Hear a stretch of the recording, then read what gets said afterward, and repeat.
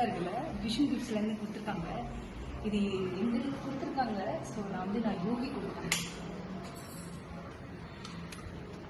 What a casual look ஆச்சு.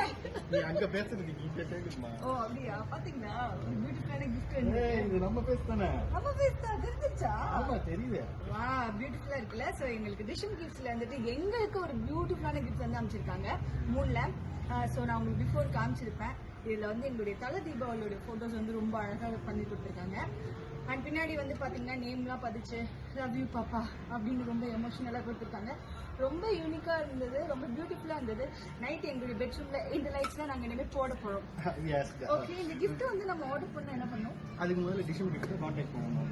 So அதே மாதிரி உங்க லவ்டு ஒன்ஸ் அதை வந்துட்டு லவரா இருக்கலாம், ஃப்ரெண்டா இருக்கலாம், அப்பாவா இருக்கலாம், அம்மாவா இருக்கலாம், யாரா வேணா இருக்கலாம். அவங்களுக்கு நீங்க வந்து யூனிக்கா ஒரு விஷயம் கொடுக்கணும் அப்படின்னு பாத்தீங்கன்னா இந்த மாதிரி ஒரு கிஃப்ட் வந்துட்டு கண்டிப்பா நீங்க அவங்களுக்கு கொடுக்கலாம்.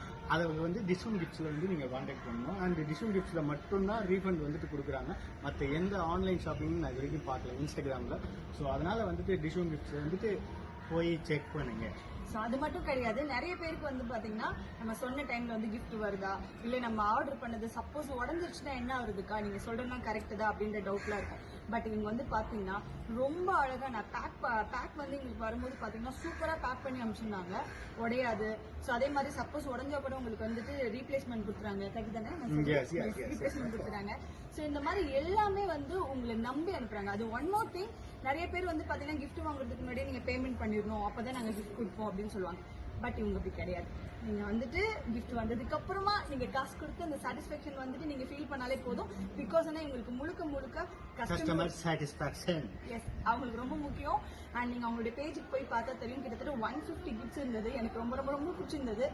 நான் வந்து அவங்களுடைய பேஜை வந்துட்டு நான் சர்ச் பண்ணி என்னென்னலாம் இருக்கு அப்படின்றத பார்த்துட்டேன். நீங்களும் போய் பாருங்க. உங்களுக்கும் இதே மாதிரி கிஃப்ட் வேணும்னா ஆர்டர் பண்ணி நம்பி வாங்க, சந்தோஷமா போங்க. பாய்.